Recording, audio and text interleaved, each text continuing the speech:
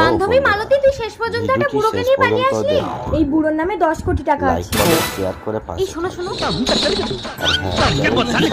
ধনা, এরা সবাই তোমাকে বুড়োই ভেবেছে। আসলে আমি যে পালিয়ে বিয়ে করব বলে তোমাকে বুড়ো সাজিয়েছি, ওরা কেউ জানে না। তুমি আমার বান্ধবীর বাড়িতে থাকো, আমি বাড়ি থেকে পরিস্থিতি দেখে এসে তোমাকে নিয়ে যাবো।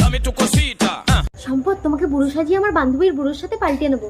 তুমি পরপুরুষের ঘর করবে? আরে তুমি টেনশন করছো কেন? বুড়ো বেশি দিন লাস্টিং করবে না। বুড়ো মরে গেলে 10 কোটি আমার, তখন তুমি চলে আসবে।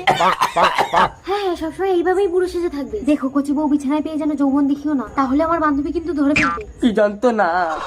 এই নাও, বান্ধবী তোমাকে দেখার আগেই এই পাউডারটা বান্ধবীর চোখে মেরে দেবে। ও বুড়ো, মালতীর থেকে আমি বেশি তোমাকে আদর করব, তুমি আমার ঘর করো।